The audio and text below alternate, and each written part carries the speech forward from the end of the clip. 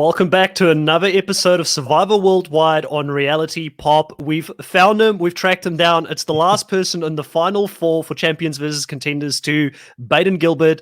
Baden, how have you been? So good, Chris, and super excited to be here. I've caught the ones that Luke and Harry and Pia did a little while ago, so I'm excited to sort of give my bit and outline what the rest of the final four thought. Yeah, no, I'm really excited to hear your part of it as well. And we chose Champions versus Contenders 2 as the first actual international Survivor season to cover on our channel because I remember loving your season the first time I watched it. I went back to watching it again and I fell in love with it all over again. And I also got Adam, who is our creative producer for this show, who kind of put us all together. He kind of assembled the team of podcasting Avengers to do this. And he that was his first ever international season and he loved it as well. So overall, just wanted to say, love the season that you're on. You were in such a great season with such big characters, and I really am looking forward to sort of getting into what you thought of these different characters and the people that you played out there with. And sort of starting it off, I guess a good place to sort of start with is that we made a lot of assumptions throughout the season about you, and we're going to put the record straight today here. Were you a fan of Survivor before you played the game, or did you come into this cold turkey when you signed up to do the show? So, first of all, I agree that it actually was really cool to be a part of this season. Particularly, it felt, even when we're out there, it felt like it had like a nice sort of narrative flow to it, if that makes sense. Like it didn't feel super straightforward. It didn't feel unnecessarily convoluted. It just had a really nice sort of arc and sort of flow to the whole the way the game played out. So that was really satisfying to see all the time. I'm glad that came through on the show itself. On to what your question was, which has slipped my mind already. This is not a great start. That's 100% fine. And I just wanted to know, were you a fan of Survivor prior to playing it, or did you come into it cold turkey? So you were. Growing up, I watched it on and off with my family, my dad and my brother. Like, I remember bits and pieces, but we never really watched a whole season start to end just because we didn't catch it every week or whatever. So I have memories of people like Boston Rob and Russell Hanson, all that sort of stuff, but I don't even know what seasons they were that I watched. So I have like a sort of broad awareness of it growing up, and then went away from it as a teenager, whatever. And then when the Australian iteration started up again in 2016, I was like, oh yeah, I watched this growing up. I'll watch it again to see what it's like. And then very quickly got really into the 2016 season and then kept watching it from there. And after watching, it was Sam Hinton in 2018, someone who's similar enough, at least an archetype to me, I was like, sure, if he can do it, why not me? Yeah, and I mean, that's the beautiful thing about Survivor, right? It's been out for 40 seasons. We've seen winners. Some people are physically really gifted. Some people are socially really gifted. Some people just have the brains. Like a lot of comparisons were made to your archetype to like a Cochrane type of archetype. And I think even Pia came onto the podcast to say that you're the person that she would like to see play the show the most out of everyone that has played it so far. And she thinks that you could do a Cochrane, obviously putting a bit of a target there on your back if you were ever to go back. Thank you so much for that. That's really helpful. No, it's good to hear that you actually were a fan of the show. How long did it take for you to apply and actually get onto the show? Did you get it the first time you applied, or did you have to apply more than once? So this was definitely first time applying, and I did not think it would go anywhere at all because I didn't think I had I put my hat in the ring, but I thought they were looking for someone different to me. I first of all didn't think they would go for like a physicsy sort of person 2 years in a row. I figured that would be too similar almost, and went into it expecting nothing but hoping for something, and it ended up being a big something. So yeah, definitely first time applying though. Now, when you started playing the game, obviously in the beginning you were in the Contenders tribe, and there was one former player in Luke Toki who came back to play the show, and you mentioned that you've watched the show before. What was your initial thoughts, and what were some of the conversations that were happening between people in the Contenders tribe that knew who Luke Toki was in the early stages of this game? It was interesting figuring out who knew who on the champions, because obviously we sort of saw them at the challenge on the first day, and then we went back to our own camp and we're like, oh, they said this person's name was like David and this one was Steve, and like all these names that like I didn't really know many of them. I obviously knew Toki. He was one of the ones I did know. And I think between all of us, we knew most of the champions, but not every single one. And then obviously had to learn the rest once swap happened. But that's when we really found out.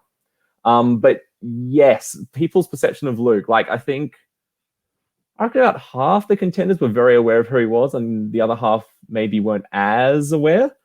Personally, for me, I did not want to play with him at all, which is hilarious given how it ended up. But I was like, nah, you can't. He's crazy. Like, you can't work with him. He's too chaotic.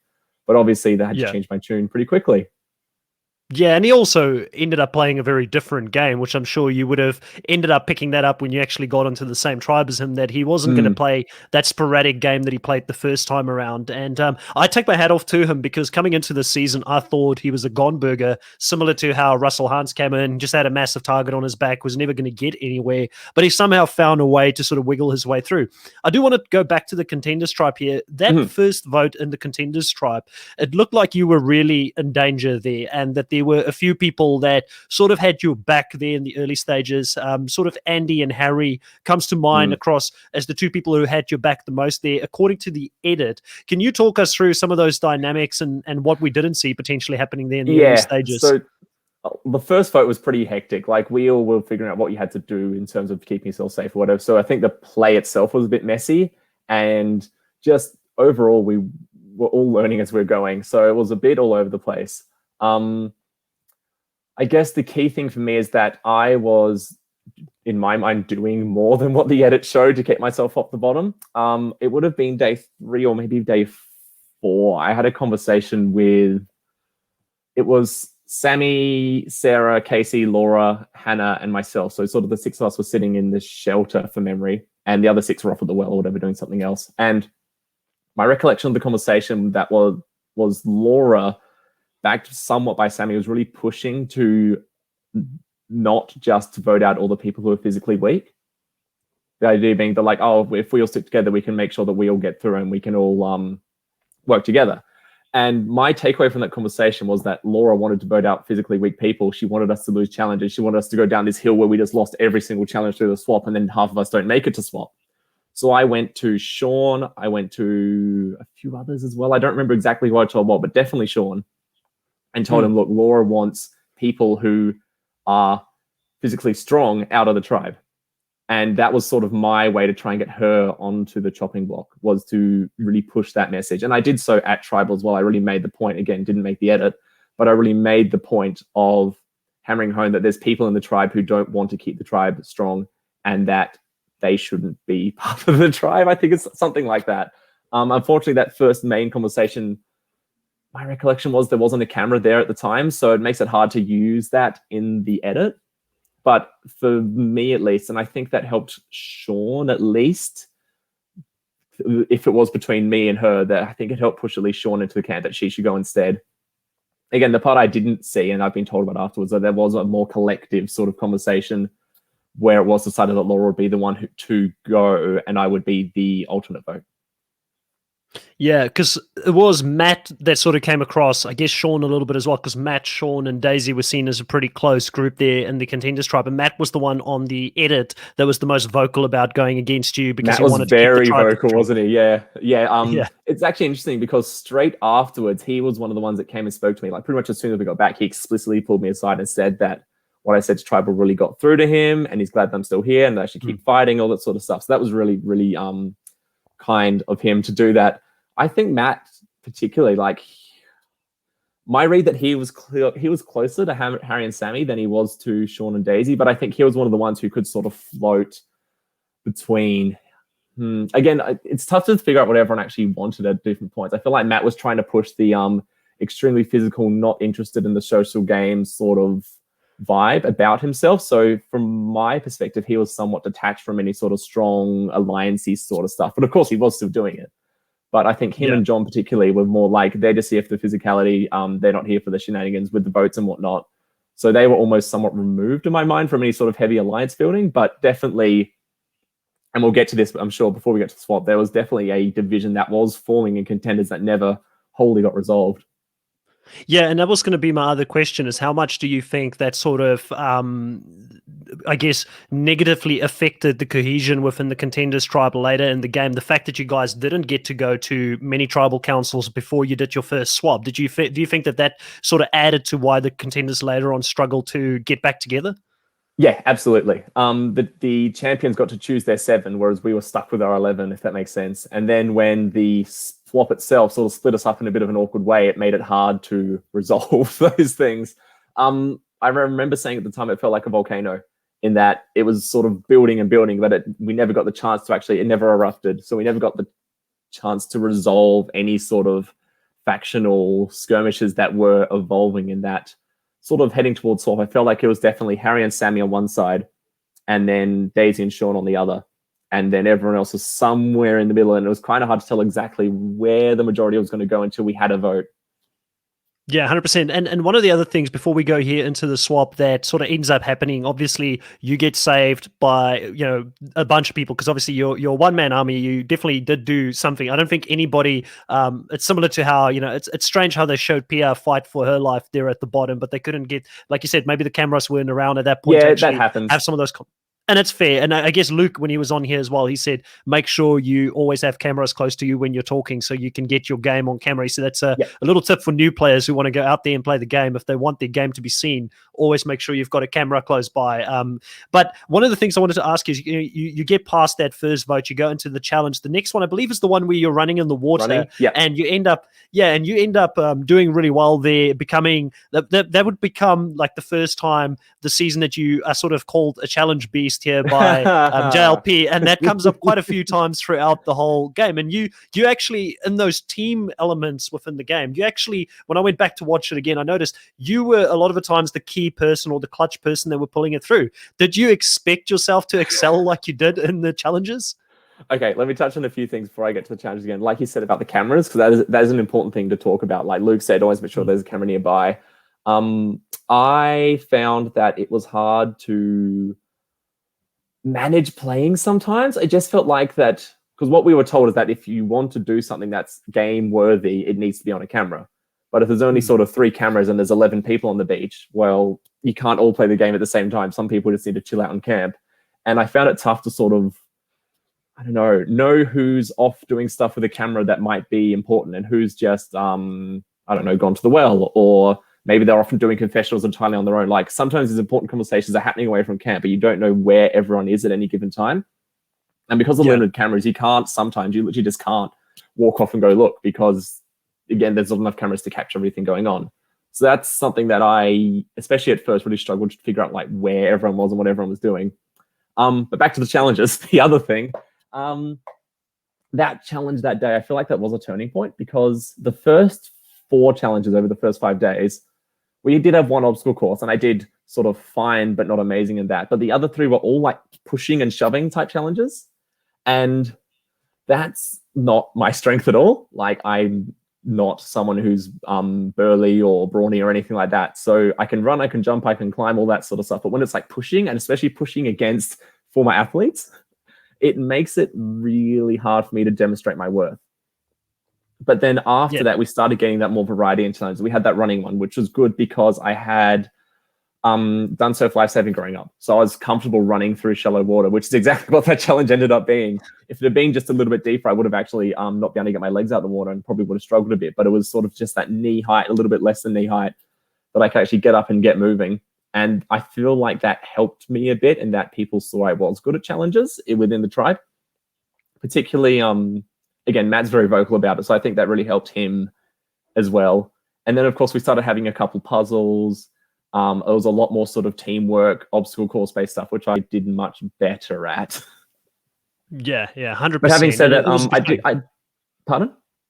I was going to say it was a good showing. Like, I mean, like I said, there was a couple of times where you were putting yourself in clutch positions where you had to finish off like a challenge for your team and actually pull through to win, which is one of the things that I really I admire Andy for putting himself in those positions so early in the game, because he really pulled through for you guys on a lot of those challenges. He did. Well.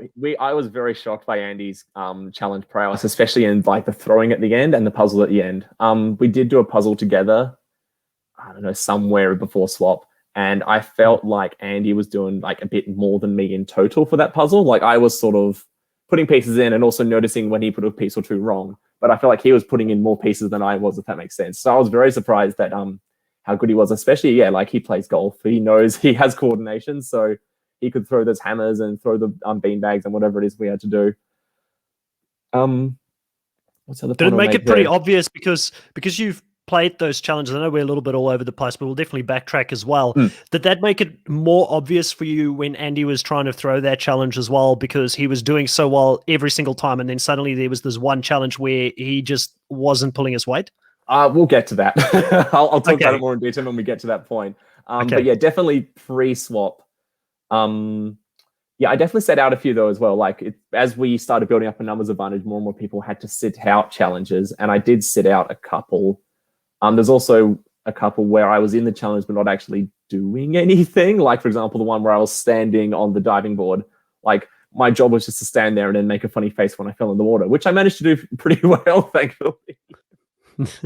No, That was that's again fair. that was again interesting in itself because I was trying to get Casey to vote for Harry the whole time we were up there, and she was a bit terrified of the heights at the time and was really not in the mind space to talk strategy. But there was literally just us up there, and I'm like, I've got to use this time. If we're going to tribal again, I need to get someone on side. So I think I was trying to talk her into voting Harry out for like a good while we were up there.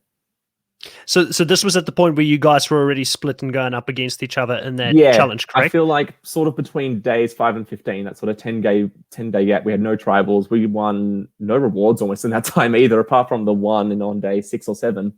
So we had a lot of like time to not do much, and I think that helped things sort of fester and ferment. But as we got towards swap, I felt like that division really started to solidify, and that it was definitely Daisy and Sean and there, and then Harry and Sammy there. Looking back, I think Harry and Sammy would have had the majority, just because I think they had Sarah, they had Hannah, they had Matt, they had Andy, which again, Andy did a very good job of hiding that he was sort of on both sides, because I thought Andy was with me for sure. But apparently he was running both sides of the game very effectively, like played a very, very good pre-swap. Yeah, and I guess this sort of brings us into where the swap happens, and you end up in a new tribe here, and you've got two new tribe mates in Luke and Dave, and for the longest period of time, you're not open to talking to Luke and Dave at all. But then Daisy, she hears, and that's the case. That's how the edit is making it seem. And Yes. then with Daisy here, she hears Andy sort of give away the fact that Sean's got an idol, and that makes Daisy immediately turn her back on any potential of working with the contenders. And she goes to John and also yourself, and she pulls you guys in with David here and Luke to go against the previous contenders tribe. Talk us through sort of what happened on there, what didn't we see, and what made you ultimately decide to jump ship here with Daisy and John, who up until this point, we didn't see you working with them that much on the edit. Mm-hmm. Yeah, absolutely. So, okay, so the swap itself, we had 7 contenders, 2 champions, right? And within that, I felt pretty close to Daisy, John, and Andy. So I was like, great, I've got a 7-2 advantage. And within that 7, I've got a 4-3 advantage. So I felt pretty comfortable after that swap. Given where I was before the swap, that was probably about the best possible swap I could have gotten. Sucks for the other tribe, the other that had a minority. Yeah. But for me, it was perfect. But yes, Daisy wasn't as sure about Andy as I thought she was. I thought that there would be a 4 within that 7, but maybe that wouldn't have panned out. That's one of those many unknowns. I think the key was that Sean was working with both Daisy and Andy, and I think both of them thought they were Sean's like number 2. And obviously they both couldn't be. So I think there was a bit of animosity for that reason. Yeah, and I think I was very much of the opinion that we should just stick contender strong and get as many contenders to merge as possible. We had made some sort of a pact before we left the swap because we felt swap was coming. We all sat around the campfire pre-swap, like the day before we had swap, and talked about it. And like, look, we're up for quite a few numbers. We can get rid of all the champions, get 11 contenders to merge. The chance that the contenders might have majority on both tribes even. Like, we had the numbers to make that happen. And I was all aboard for making that happen and not even entertaining the idea of trying to let the champions into the game, because I know, especially with Luke, if you give him an inch, he'll take a mile. And that turned out to be very true. But yeah, so after we lost that first challenge after swap, I came back and I was straight away like, right, okay, females vote Luke, guys vote Dave. Luke gets 4 votes, Dave gets 3. If one of them plays an idol, the other goes, but obviously Luke's going to be the one that goes. And I think Daisy was like, well, maybe we should think about this. Maybe we should be a bit more clever about how we play this. Andy came up with his coin toss gambit. The idea that none of us would know who was going to be voted for, but that way they couldn't play the idol they had effectively. We didn't know they both had idols, which made things even more complicated.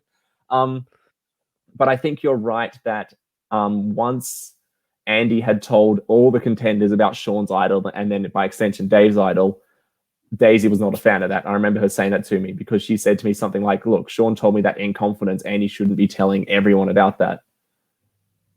Yeah. So I think that was almost sort of the first nail in Andy's coffin in a way.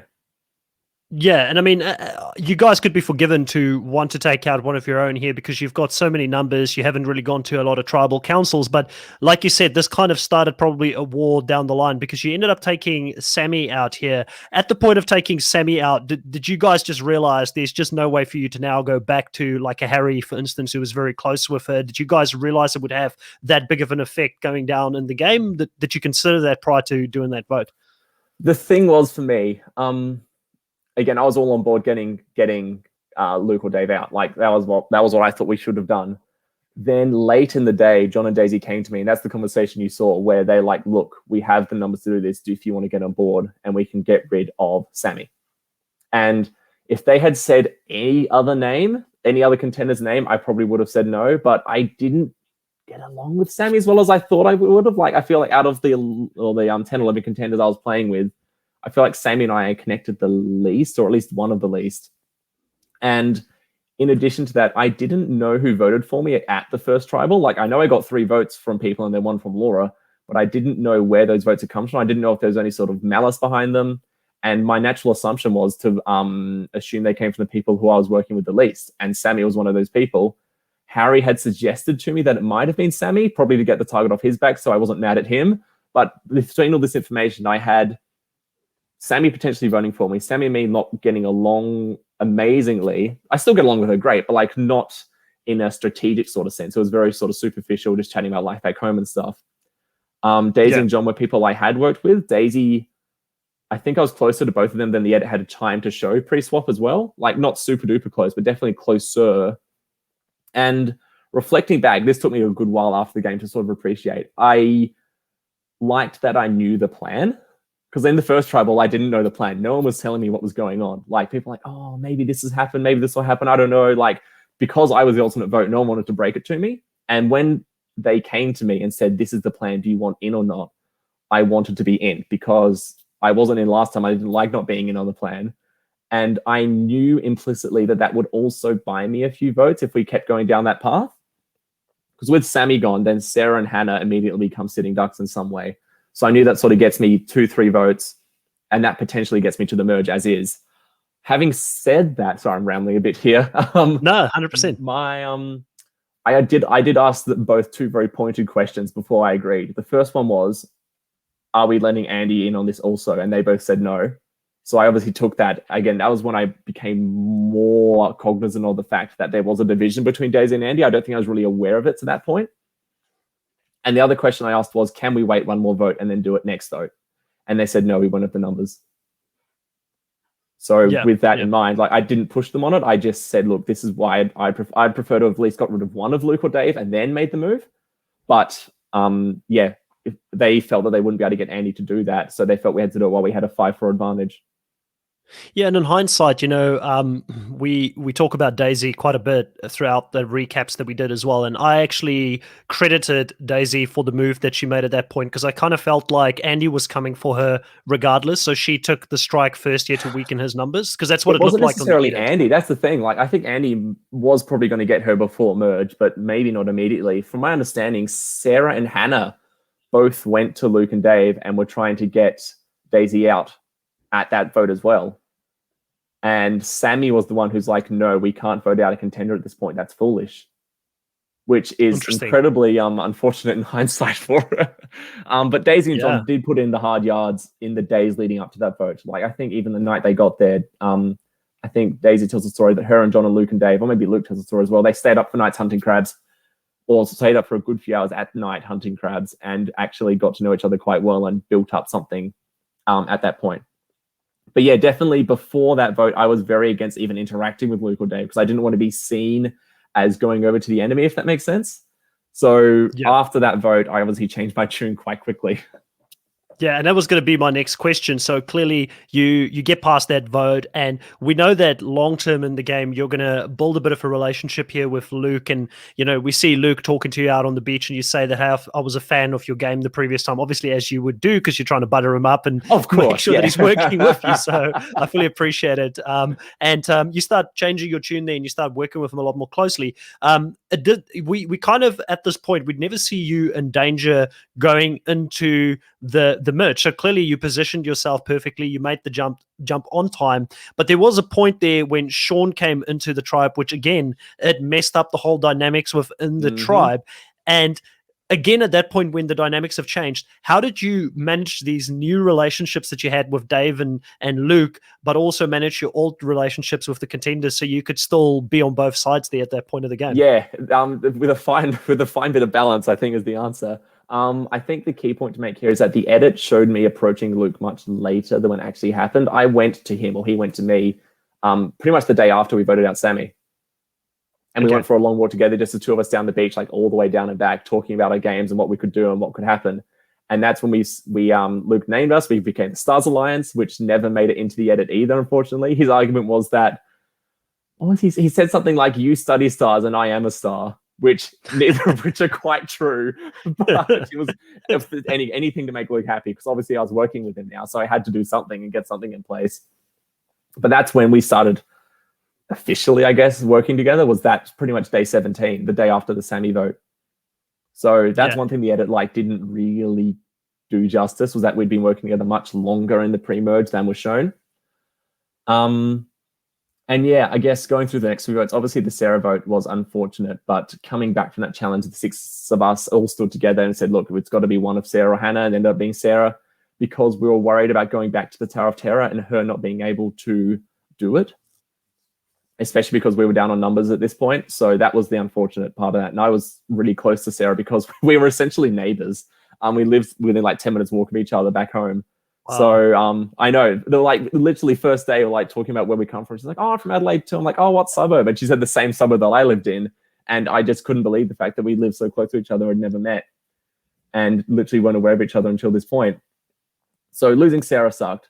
And then obviously Sean came back, and then we had the big crazy tribal. Yeah. Well, I was going to say, so, we talk a lot about Luke and his sort of relationship with you. What was your relationship like with David during this? Was it by proxy of you being close to Luke, you were also close to David? What was that dynamic like? Yeah, so I remember coming into the swap, I wanted Luke gone first, then Dave, because I knew Luke had a reputation from his 2017 season, and Sean had said that he really liked Dave, which again is hilarious in hindsight.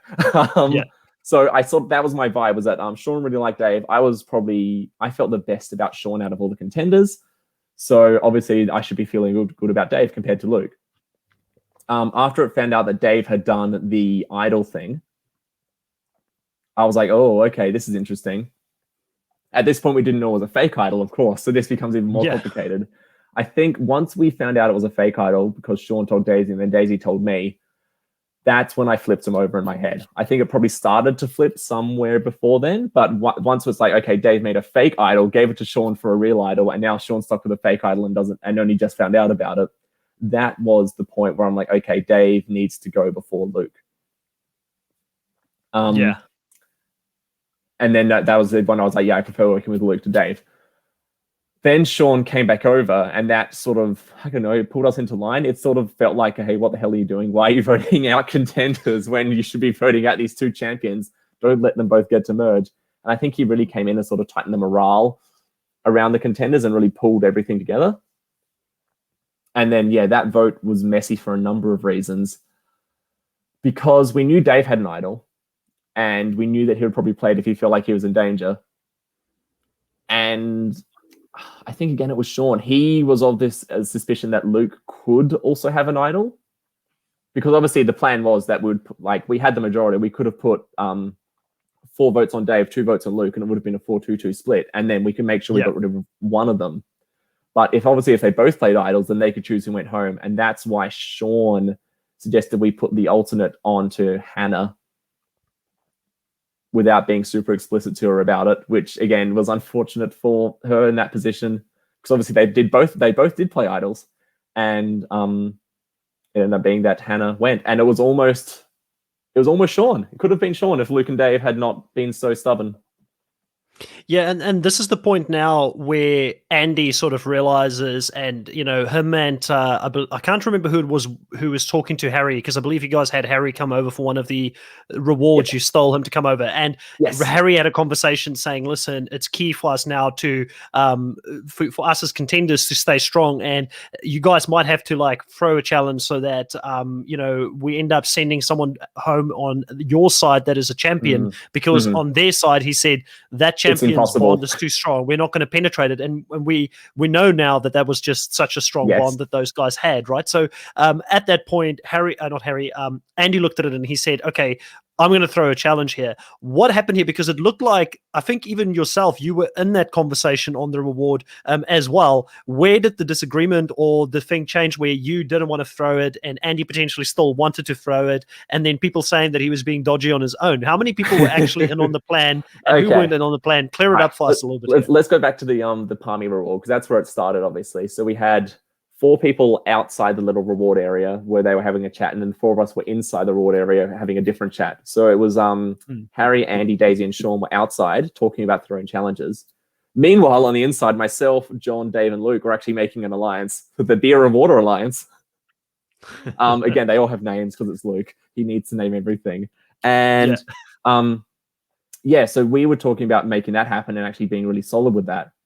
So I wasn't a part of that initial conversation, but between that point and the challenge in question, Sean and Daisy both told me that, look, we need to throw a challenge. It needs to happen. And I'm like, yes, but we need to have a rock solid plan before we go to the challenge of what we're going to do when we get back to make sure that the person who goes. And I was against the idea of doing it overall, because again, I felt like Luke and Dave were people that I'd maybe not prefer to have in the game, but I felt like everyone on my tribe I could work with going into merge. Whether that was true or not, it's hard to know. I maybe didn't appreciate how strong the champions would be. Whereas I felt that, well, whatever happens on the other tribe happens on the other tribe. Sean was with us now. Casey was gone. And Harry and Matt, I wasn't super keen on either of them sticking around forever. I'd had 1 or 2 conversations post-swap sort of at challenges with Matt that left me with a different impression of him than what I'd had pre-swap. And I know that he's a wrestler guy, and wrestlers tend to be very aggressive and bravado, and he gets what's the word, like white line fever, where as soon as he's on the challenge arena, like, you're scum and his team is good, you are awful and evil. And it was just, he just took it a bit too far with me at one point. I'm like, oh, I didn't want him around. And we resolved it as soon as we got back to Australia. But like, just at that time, I wasn't super happy with him. And Harry, I felt like Harry was just playing too hard, playing everyone's side. He lied about his son, all this other stuff. Like, I didn't want Harry around either. So I'm like, well, everyone on this tribe I want, and everyone on that tribe I don't want. So why would I throw a challenge? And for that point, I was not super keen on throwing a challenge, but I would have if the people I was with wanted to. But we never had that locked in 100% iron plan conversation. So I was under the impression going to the challenge that we discussed it, but we decided that we wouldn't go ahead with it because we didn't have that plan in place. And then literally on the line at the start of the challenge, you could, like, for example, everyone else is up doing the water slide thing or whatever and catching pieces and hammering things. And myself and Andy are standing at the puzzle ready to go. And he turns to me and he says, "Oh, we're throwing this challenge, right? Sean should have told you." I'm like, no, mate, no, maybe, yes. And I agreed with Andy that I was going to do it, but I didn't have that confirmation from Sean and Daisy. Like, I knew that Andy had been sneaky. Like, I knew that Andy had, what's the thing? At this point, he sort of had 3 strikes against his name. He had the thing with telling everyone about Sean's idol. He got caught talking about a plan when someone else walked in. I think he was talking to Daisy about voting out Sarah, and Sarah walked up behind him and got all upset. And then they caused a little brouhaha, that vote. And then the third thing was voting for Daisy at the tribal, which was a 3-2-2-1. Like, he wasn't meant to do that. So they're like, all these things adding up. I'm like, what if it's just another Andy trick? And Andy is just trying to screw me over into throwing the challenge and making me look like the villain. And then coming back to camp and saying everyone, "Oh, Baden threw the challenge, we were meant to, yada, yada, yada," and then screwing me over. Yeah. So for that reason, I was not super happy with the way it ended up. If I'd been able to maybe talk to Sean and Daisy again and confirm it, I would have done it. But I didn't get time because literally it was mid-challenge. I had no chance to reconfirm it with them. And Andy didn't know this, but I was probably going to vote him out if we did lose. Because again, at the beer and water thing, it was myself, John, Dave, and Luke. And the four of us agreed that we could all vote for Andy, and then that would be the majority at that point because it was a tribe of 7. Yeah. So, like, it would have, if we had gone to tribal at that point where we were doing that puzzle, it would have been Sean and Daisy on one side. Sorry, Sean, Daisy, and Andy on one side, and then Luke and Dave on the other, and then me and John in the middle. And myself and John would have decided whether we were going to vote out Andy or whether we were going to vote out, say, Dave. So, and I think myself and John were of the opinion that we were going to vote out Andy if we did go to that tribal. So again, like, I was trying to save Andy from himself that whole challenge. And that's why I think I was like, no, I don't want to throw this. And I don't know, something came over me because I didn't tell him. I said to him as we were starting that I'd throw it. And then as we started doing the puzzle, I'm like, no, I don't want to throw this. Something just came over me. Like, I was sick of losing challenges. I felt like this was like my one moment where I could be good at a challenge and do it for the team and all that. And it was super good for me to do that. And I felt like it's like, if it wasn't a puzzle challenge, I might have been more comfortable with it. But I was like, I just want to do the puzzle and win the puzzle for my team. And it just, I don't know, it became a whole accumulation of things. I'm like, no, it's too risky to go to tribal at this point. There's too many unknowns. It could backfire on me. It could go for Andy. It could go for this, could go for that. And just resolved that I was going to do it without Andy, and did it without him, as it turned out. But obviously then Luke and Dave knew that he was trying to throw the challenge, and that's another nail in Andy's coffin, and so on. Yeah, 100%. And you guys go into the merge there with equal numbers, basically. And at this point, it looks like it could be anyone's, but you tend to go in the direction where some of you guys ended up voting with the champions here against Andy, who was your fellow contender, and you finally took him out. Like we all voted for Andy in the end, didn't we? Yeah, I feel like everybody turned on each other there, and Andy was the one to go. And sort of, again, do you believe it was down to the fact that you just felt really comfortable with those numbers? Like you said earlier, you thought that, Dave and Luke were solid with you going forward, and he probably wouldn't go back to the champions. Were you pretty confident in that? Or what was your thinking in regards to going down in numbers here with the contenders? Going into merge, I was essentially at this point planning on being in a minority at merge, because I couldn't see how we could get 7 contenders to merge for a merge of 12, for example.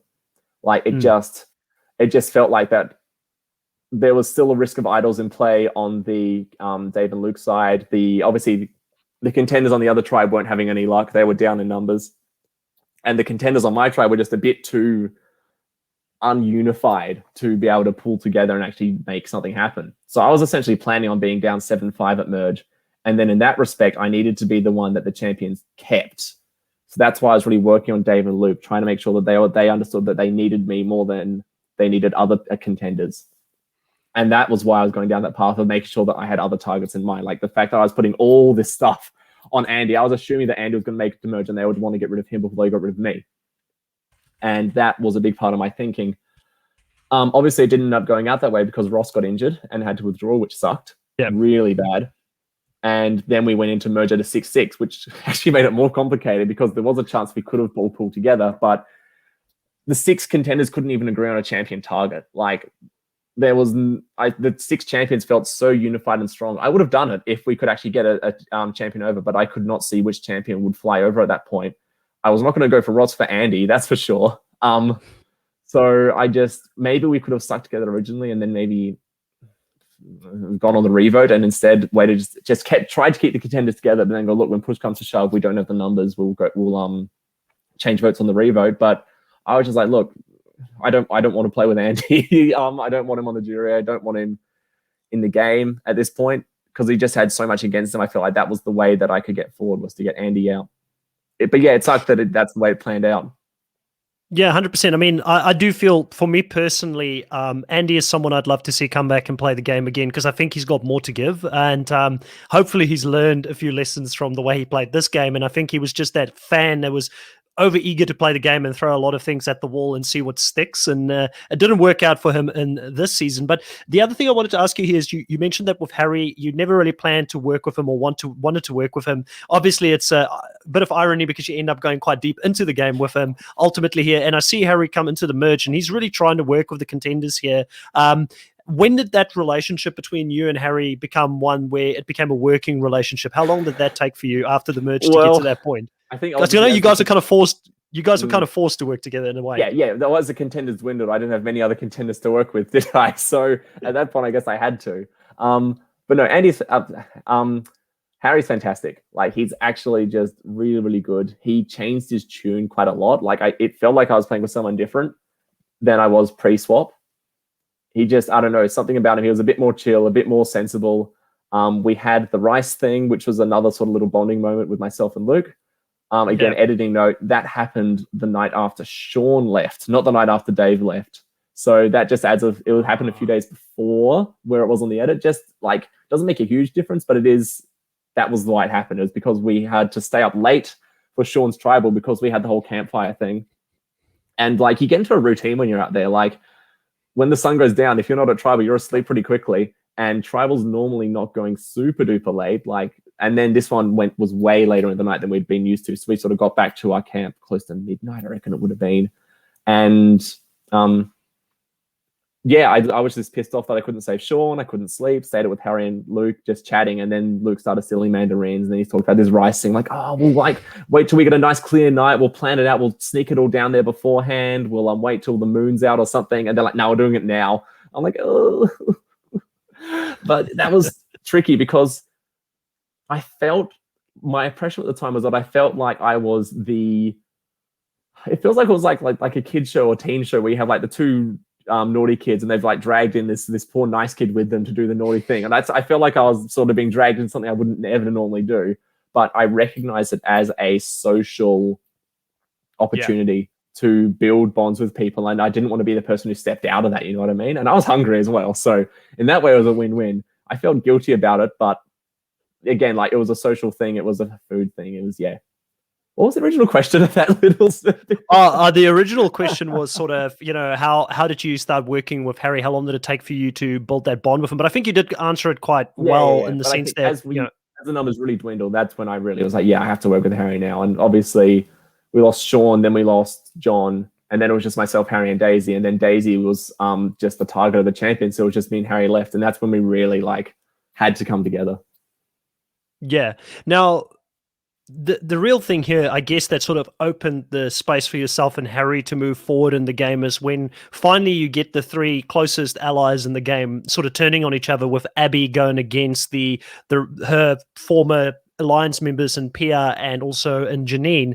And that sort of gave you guys a little bit of breathing room to sort of work your way back into the game. A lot of this on the edit, we see Harry working really hard in most of these cases with Abby and with Luke to try and turn them against these guys. And I'm also along to the right, aren't I? Yeah. Like in most cases, you're just sitting there to the side, but you always see Harry being the one having these conversations. Tell us a little bit about your own game and what you did in that time to sort of get that to work in your favor. So obviously the Spa reward was a big moment in that it finally got the sort of split that made a change in alliances happen. I think the round before we had the split with 4 going off to Chinese food and then 5 staying at camp. And I think we all talked about that we were going to be the 5 at that point because it was myself, Daisy, John, Luke, and Pia. And we had the conversation like, look, we can be the 5. We can all get to final 5, take out the other 4. And then that fell apart as soon as everyone came back. So obviously it was like our second try at having half the tribe go away and half the tribe stay behind. And this time it was the Spa reward. Yep. And it was just the split ended up being a good split. It was myself and Harry together, which obviously worked in our favor. And then Luke and Abby. I think Pia, when she did this interview with you, she pointed out that's when her game sort of took a hit because she lost control. Mm. And I agree because it just, it happened that the 4 of us all sat there. And Luke was, I think, the one who got Abby over the line. He did a lot of the legwork to convince Abby that this was the move to make. But me and Harry were also definitely there, definitely putting in the legwork. I, for ammo, had a conversation with Pia at the 9 vote, the vote where John left, where she told me that she wanted Abby to go. And I took that back to Abby at some point over those few days, either at the spa or the days after. I was like, look, like these people don't want to go to the end with you. Like, I could have probably done a better job of being more explicit because I was still sort of trying to work with Pia. So I didn't want her gone, but I wanted Abby to flip, obviously. So that was something that I took to the table. Because, yeah, Pia was surprisingly close to voting out Abby at 9, which, again, still surprises me a bit, but I guess it makes sense because I did go to her thinking she would do it. So I'm jumping between votes. Yeah, I think the issue with that whole thing was that our plans were different because obviously the 4 who were at the spa also made a plan. And their plan was bring in Abby and vote out Luke straight away at 8 with a 5-3 split.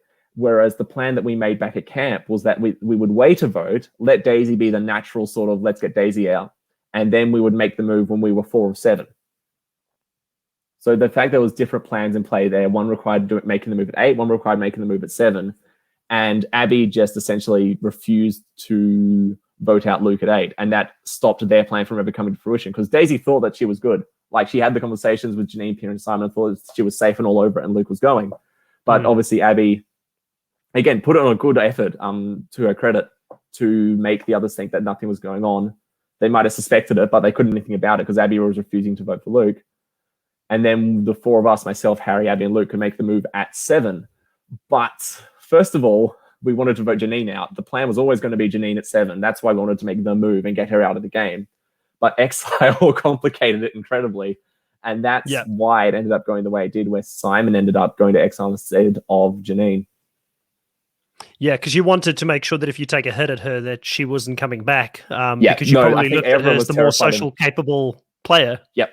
I think everyone was terrified of Janine on the warpath out for vengeance. So we all agreed that Janine shouldn't go to Exile. But again, we had these conversations in bits and pieces in those days where we had 7 left. And I was under the impression that we agreed that we would send Simon to Exile, but no matter what happened, Janine would still be the person who went out at 7. Even if Simon or Daisy came back, we would still work to vote out Janine. So what changed the plan there? Well, Simon did. He just being really bullish, or he just had a different attitude? I don't know. He seemed like a changed man. Like, it was literally like someone else came back from that exile beach. He was like just digging all the time. And I don't know, like I honestly wanted to make it happen. I wanted to work with Simon at that point, but it was just, he didn't approach me and he just went and dug holes all night. And I can't work with someone like that when they don't want to talk to me. Yeah, it was just unfortunate for a variety of reasons because Simon, to his credit, did make the move at the right time. It just didn't end up being the right move because I'd been pushing Simon for ages, for example, since like Final 11, Final 10, being like, Simon, come on, you're on the bottom of the champions. You've got the numbers now to jump across. We'll let you get later in the game. And he's like, no, talk to me next vote. And I'm like, you can't keep saying that every vote. So we were really pushing, myself and Harry, and I think a few others would have all been pushing Simon to try and make that jump over because we could see that he was on the bottom. Maybe he couldn't see. Maybe he thought he was fine. But to his credit, he did come to me and Harry and Luke at 7 and said, I think the 4 of us should make a 7 and vote out Abby at the exile vote. So he actually did try and make the right play at the right time. It's just that we had this pre-existing plan with Abby in place. And Harry and Luke were more keen on sticking with Abby than they were with jumping onto a plan with Simon. And I think because we had agreed to him that we would vote for Abby and then he ended up being the one going, that probably made him especially unhappy with the situation. So that could have potentially been managed a bit better. But in the end, he was in and out, and then Janine went next. So it all sort of worked out. Yes. So I'm interested to know, at this point, you get Simon and Janine going out. Who did you have in plan here to sit next to at the end if you had it your way? Were you thinking about it at this point? Because you had a lot of heavy hitters going into this final 5 here with you. People who've played a very strong game. Yeah, no, you're absolutely right. And this was part of the issue. I think I was so railroaded onto the plan of sticking with Abby and Luke and Harry and making this big split happen. And then the game would open up and I could start to choose and have some sort of more control of what was going on in the end game. But I got so caught up in making sure that split happened that I didn't realize until 6 that the people I was left with all played very good games. And for that reason, it's very hard for me to beat any of them. And I did realize, I think it was literally the morning after Simon went, I'm like, oh dear, I don't know which of these people I can beat. And it was at that point that I decided that it had to be Pia. And that was my thinking all the way from Final Six through to the last day, was that it had to be Pia I sat next to, because I had a ranking in my head, and I had Luke at the very far top of that ranking in terms of game resume,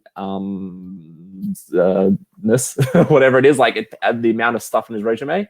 Then again, this is my thinking, not necessarily what the truth is. I had Janine and Harry on sort of a par, like pretty close to each other, and then Abby, and then Pia. So my goal was to try and just pick off the people at the highest part of that rung at any point to the end.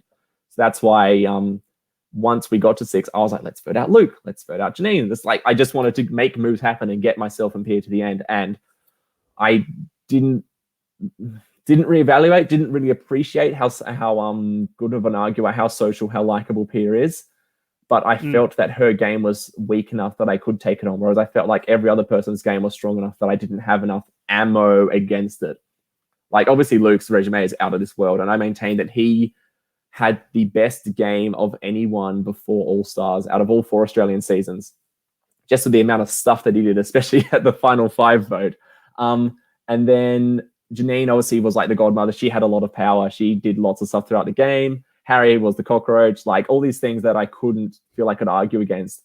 And even Abby, like, she was a little bit lower than Janine and Harry, but I rated the fact that she was in the majority at every single vote she went to. Like, there was not a time she was in the minority. And not only that, it was her moving that determined where that majority lied on 2 occasions, both when she flipped from the 47 to the fun 4, or whatever they called it, and then later on when she flipped with myself and Harry and Luke to make that thing happen at Final 7. So I respected all their games so much that I felt like Pia's game was the only one I could argue against, because I maybe didn't see how much she was doing behind the scenes. Again, this is maybe my perception versus the editor perception, but I felt like Janine was at the front of house, and Pia wasn't really doing as much. People were telling me she was doing lots, but I didn't believe them.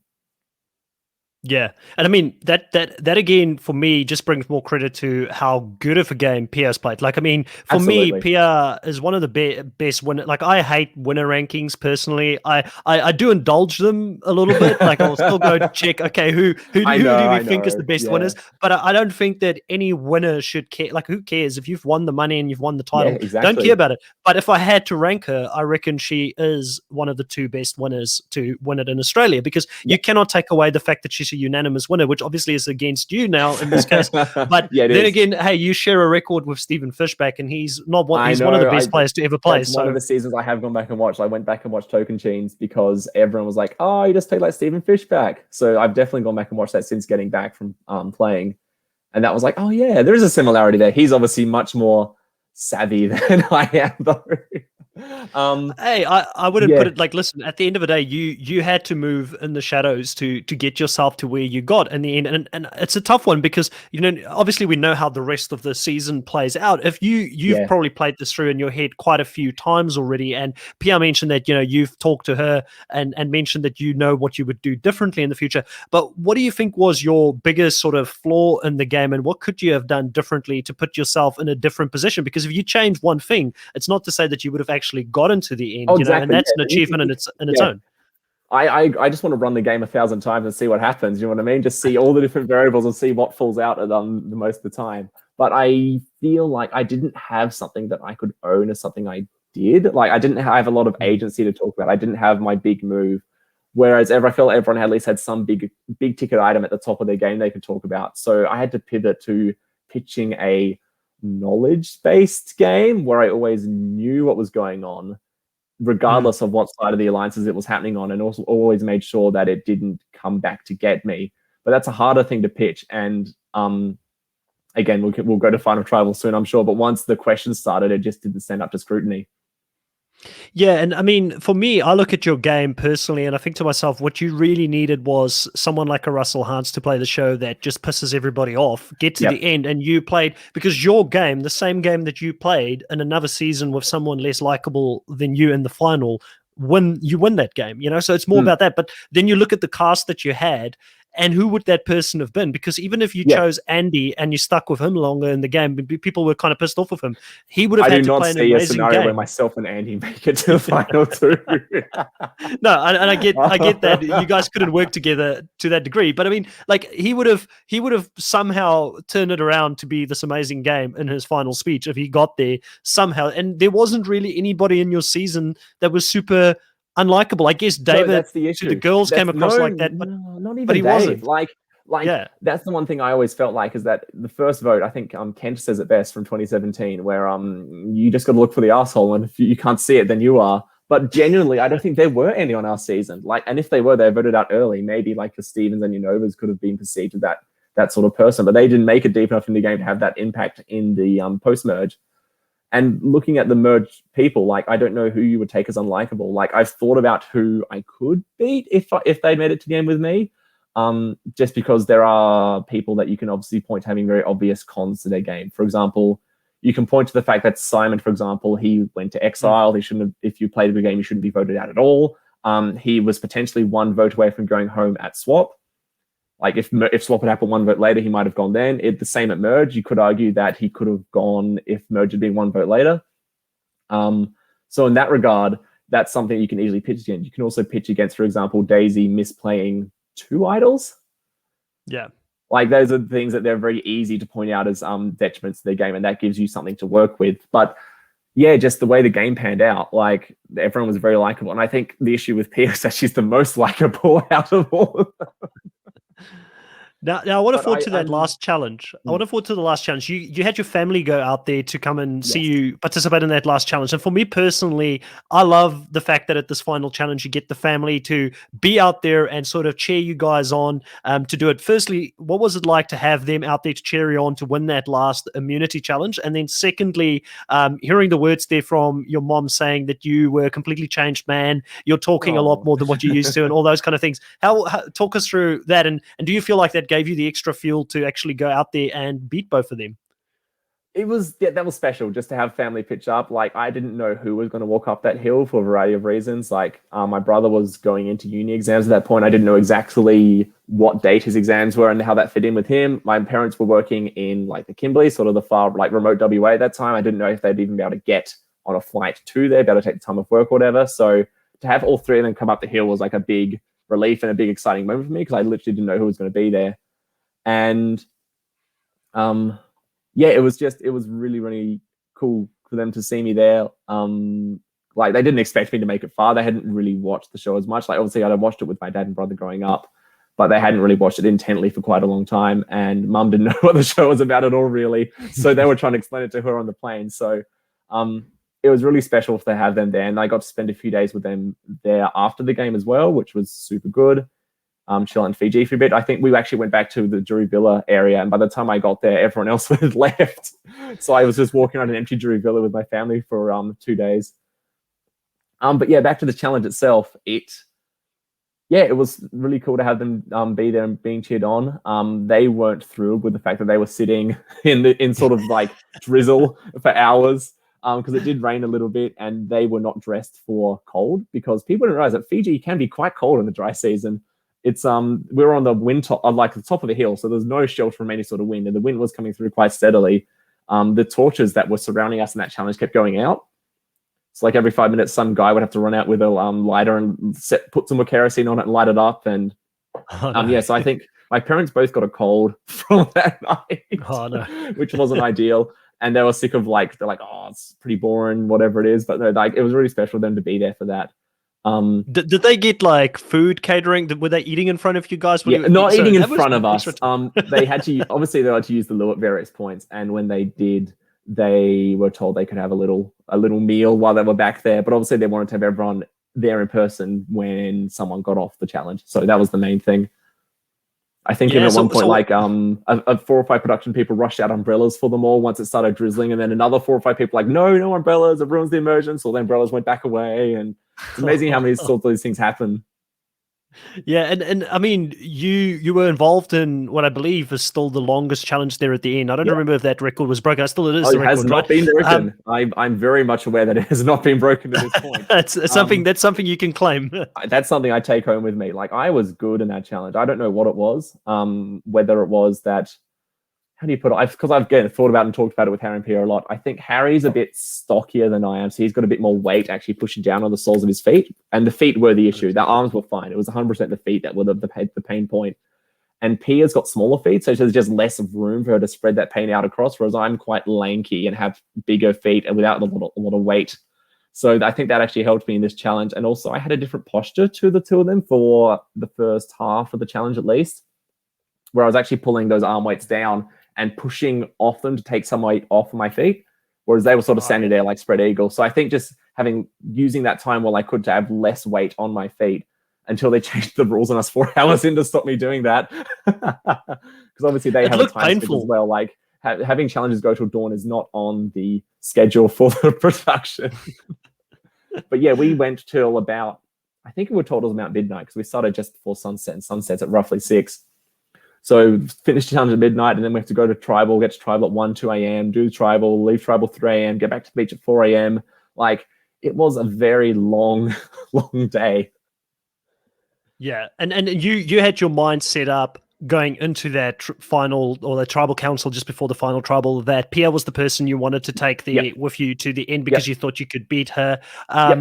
With Harry, like, if at that point you thought you could lose the game potentially, regardless of who you were going to take, and obviously you didn't think that, you thought, okay, my chances against Pia, not thinking about it now, because I know it's harder because you've got different relationships with people after the game, but within that game, if you knew you were going to lose regardless, who would you have taken? Would you rather have seen at that point Harry win the game, or would you rather have seen Pia win the game? So I feel like I'm quite stubborn in that I feel like I always had to make the move that was best for my chances to win the game. I feel like recognizing that I wouldn't beat either of them would not be something that I would actively do. Because I felt I did have a chance against Pia. Like, I felt it was a long shot, but I felt it was a chance because obviously the jury was stacked with champions. There were 5 champions and 4 contenders. So I had to convince a champion to vote for me. But I still rated my chances to do it. Whereas with Harry, I couldn't see how my game stacks up against him because he had all these big moves. He was so bombastic, so crazy, and managed to bring it all in and still get through to the end. And I really respected that of his game. So I just couldn't see how I would have a chance against him. And I couldn't see who would vote for him. So who would vote for me over him. Like, Edit tries to paint there's like a rivalry between Janine and Harry, but they're actually super close. Like, they were incredibly friendly, and there would be no animosity between them at all, between anyone and Harry on the jury. So I just couldn't see how I could beat Harry, and that was unfortunately why I had to vote him out, because I thought I had a better chance against Pia, and I have to back the fact that I play the percentage and go for the win, instead of potentially recognizing that I didn't have a shot either way and potentially passing on to Harry instead. There was a good, I reckon, about half a week after the finale aired in Australia, that I felt that I should have potentially taken the unconscionable third option and removed myself from the game at 3. Like, and actually let Harry and Pia talk it out and battle it out as a final 2. No. Like, it seems like it just at the time, again, I was emotional, but after the TV's product, and like, it would have been a fantastic final tribal to have Harry and Pia go up against each other. And I felt like it's unfair in a way that my choice between who I thought I could beat determines which one of them gets to beat me. You know what I mean? And if I'd realized that it was going to be them beating me one way or the other, I could have let them fight it out properly. But again, like, that passed. But I did have a moment where I felt that's something that I could have done. I'm glad that didn't even sort of, your mindset was to win, because we saw Ben. No.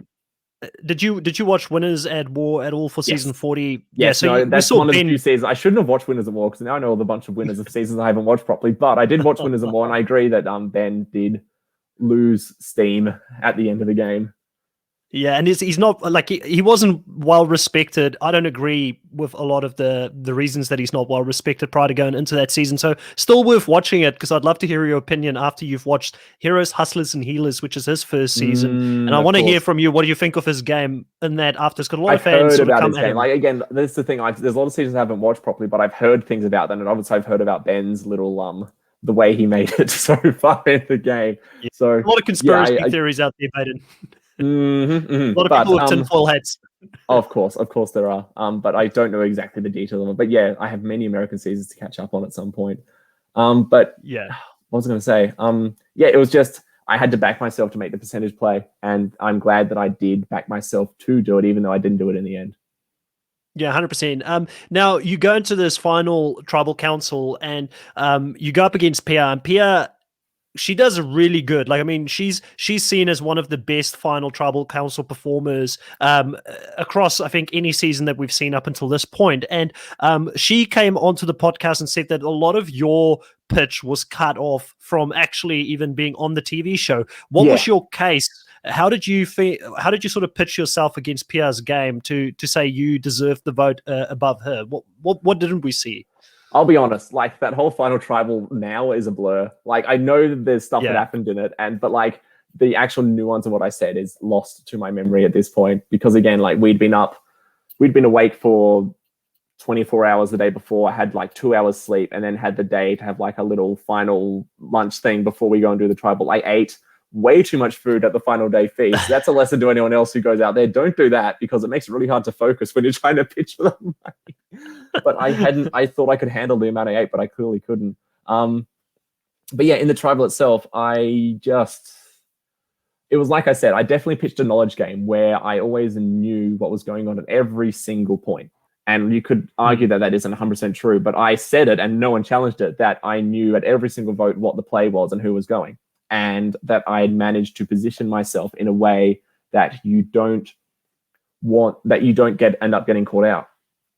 They could have all realized at one point I was going to make it to the end and could have removed me from the game to make sure that they had a better chance of getting there, but they didn't realize that. Like at 5, they could have realized, oh, Baden's going to get to the end no matter what. Maybe we should remove him so we have a better chance myself. But I guess they all saw me as someone they could go up against, and they all wanted me there. But again, that's a tough thing to manage. I also pointed out that I used the nuance of the driver's seat, where when people get in the driver's seat, they have a finite amount of time before they're normally removed from the game entirely. And I didn't want to get into the driver's seat until I could get it to the end. And that was what my pitch was about. It's about waiting for the right time, making sure that the moves that were being moved weren't against me. And then when the time was right, jumping in and taking control of the game at the later stages. And that's where, for example, the move at Final 7 comes into play, where it's me starting to take control of my game, and then further on removing someone like Abby and Luke. But again, then the game itself didn't really lend itself to that pitch, because I had a lot of agency taking away from me at Final 3, Final 5, and then Final 4, and I only really got control at Final 3. And by that point, it's not really a game-changing move to win a challenge. So it's a very tough game to pitch, and like, I welcome people trying to figure out a way to pitch it, because I've been thinking about it for a long time, and I can't see a foolproof way to pitch the game that I played in a way that convinces people to vote for it. Yeah, and that's the thing. Like the issue. Yeah, you can be a great talker, but if you've got nothing to talk up, there's not a lot you can do about it. No, 100%. I hear you. And listen, one of the things I wanted to ask you is overall, Pia said that she wants to see you come back and play the game again to prove that what you've got, and she thinks you've got more to give.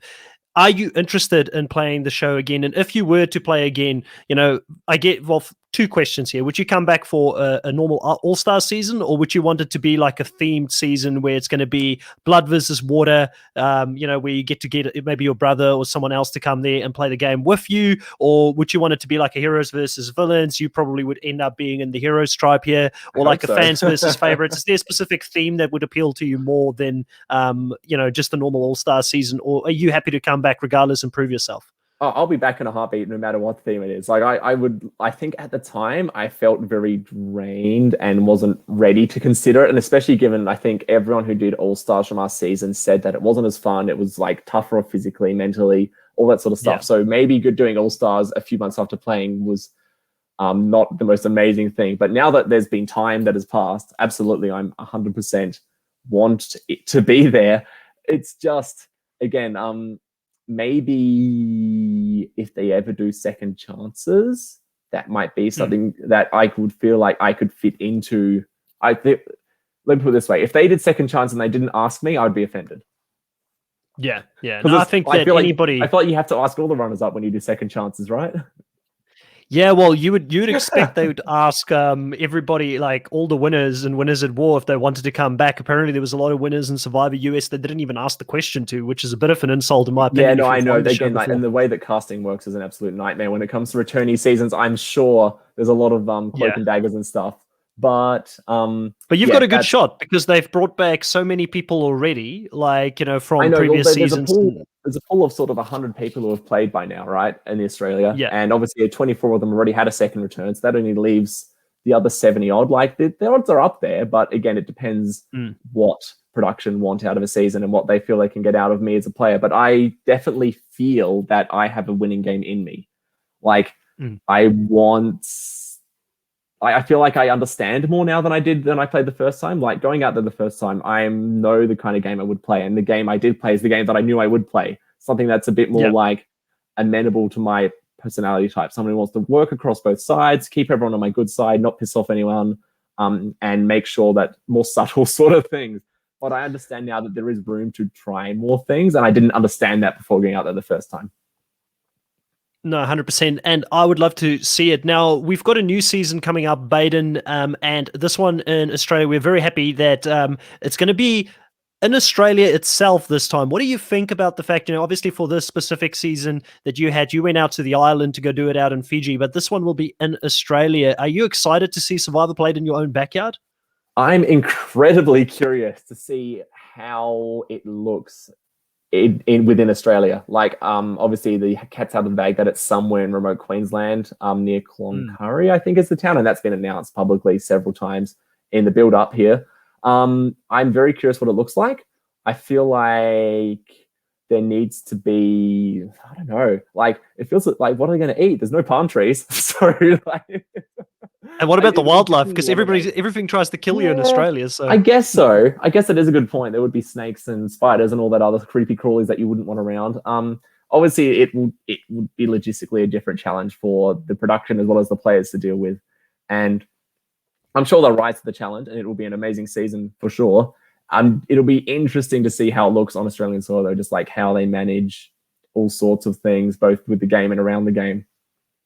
I've seen the challenges. There's a massive artificial dam that they've got that they're going to do all the water challenges in. So there will be water challenges, which I think was one of the things that people worried about. Yeah, I was concerned that you'll have like some sort of dry creek bed. It's like, oh, do the water challenges here. That won't do. No, there is, I understand, quite a large sort of man-made dam in Cloncurry, and that will be I imagine that they would have the camps along sort of the water's edge there. That makes sense. But yeah, I think there's a lot to look forward to. It's been a long time since we've had Australian Survivor on our TV, and I'm looking forward to welcoming a new cohort of players into the pantheon of Survivor AU alumni.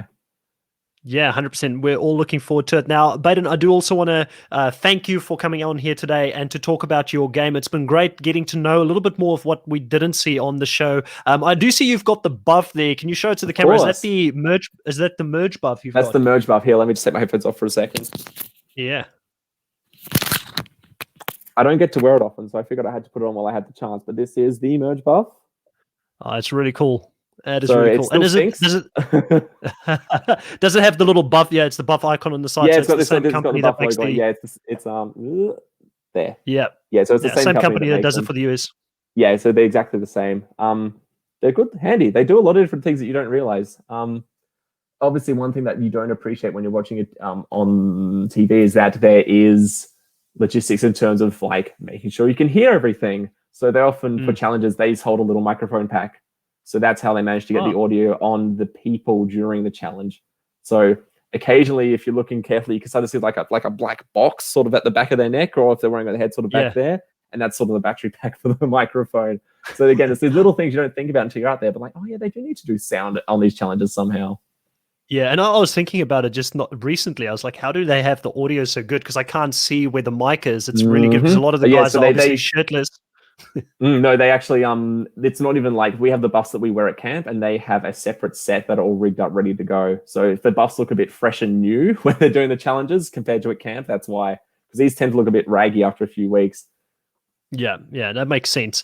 Now, I do want to thank you for coming on the show, Baden. If you, for any reason, want to jump on any of our recaps in the future, there's an open invitation for you to come on Oh, and have thank a you chat so about the much. new season when it's out there. I really enjoyed this, and I hope you enjoyed it as well, to talk a bit about your time out on Survivor. No, it's been amazing. It's been nice to reminisce and remember things. So I don't get to talk about it super often anymore. So it's, yeah, super nice to go back and think about all these things again.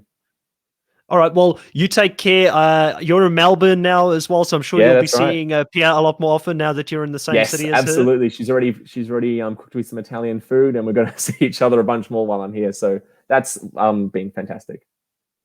Awesome. Well, guys, if you're listening to this, hit the subscribe button if you enjoyed this kind of content. We've got plenty more of these interviews coming out for Survivor South Africa and also for Australian Survivor. We've got a few more players that we are trying to get onto the show. We're going to keep doing this. We love doing this on Reality Pop. And the more people who subscribe, the more people we can actually get onto the show as well. We're nearing at the moment, at the time of recording, we're nearing 700 subscribers and we're targeting to get to 1,000 next. So we really appreciate everybody that has subscribed up until this point. And goodbye.